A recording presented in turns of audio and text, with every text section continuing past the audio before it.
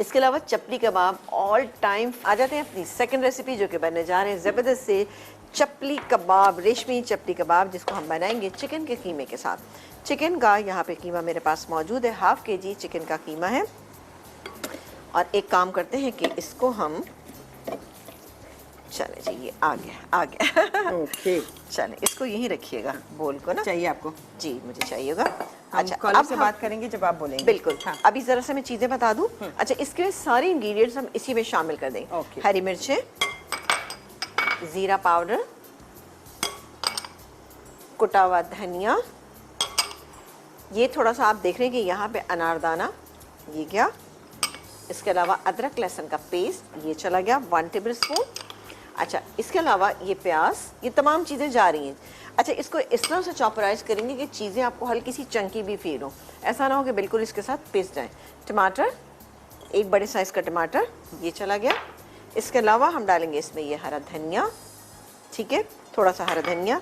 अब बारी आती है इसमें नमक की। नमक मैंने अभी तक इसमें ऐड नहीं किया, तो तकरीबन 1.5 टीस्पून नमक डालूंगी, क्योंकि इसके अंदर अंडा भी है और साथ ही इसके अंदर ये जो है मकई का आटा वो भी मौजूद है। कुटी हुई लाल मिर्चें, इट्स अप टू यू कि आप कितना डालना चाहते हैं। अब आप सोच रहे होंगे कि हम इसको पीसेंगे, फिर भी हम इसको चीज़ों को कूट के कुटा हुआ क्यों डालें। अगर हम पिसी भी डालेंगे ना तो उसका इतना अच्छा फ्लेवर भी नहीं आता, कुटी हुई का फ्लेवर ज़्यादा अच्छा था, क्योंकि कूट के हम फौरी तौर पर इस्तेमाल करते हैं, तो हल्की सी चंकी भी लगेगी लेकिन बहुत मज़े की लगेगी। अब रह गया अंडा, इसके अलावा यहाँ पे मकई का आटा। पहले मैं इसको थोड़ा सा पीसूंगी, अब आप देखिएगा कितना पीसूंगी, बहुत ज़्यादा नहीं पीसूंगी। निकालने के बाद अंडा और मैं इसमें मकई का आटा शामिल करूंगी।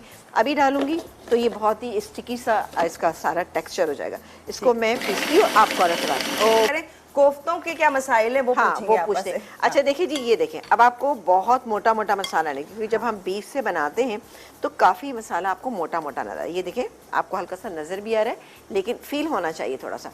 ये गया। अब मैं इसमें अभी 1 अदद अंडा डाल ली, ये गया अंडा, ये बाइंडिंग के लिए। और 3/4 कप इसमें हम शामिल करेंगे मकई का आटा।